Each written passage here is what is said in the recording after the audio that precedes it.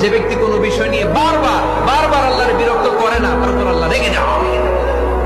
আর বারবার চাইতে চাইতে চাইতে চাইতে চাইতে চাইতে যে লোকটা আল্লাহরে বিরক্ত করতে চায় তার উপর আল্লাহ খুশি হয়ে যায়।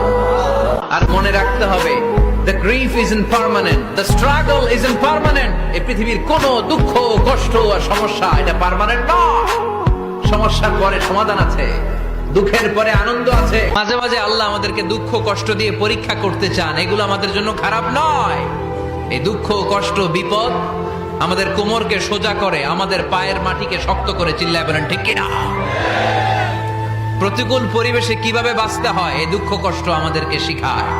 এজন্য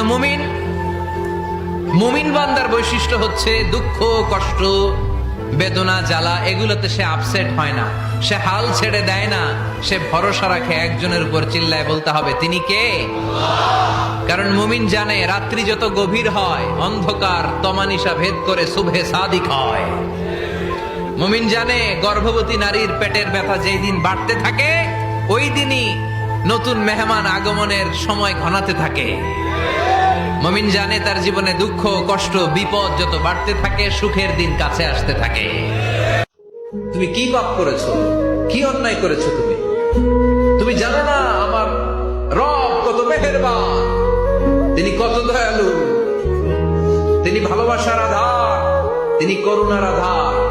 তোমার পাপ অন্যায় যদি হয় খালের পানির সমান, বিলের পানির সমান, আমার আল্লাহর দয়া সাগরের পানির সমান।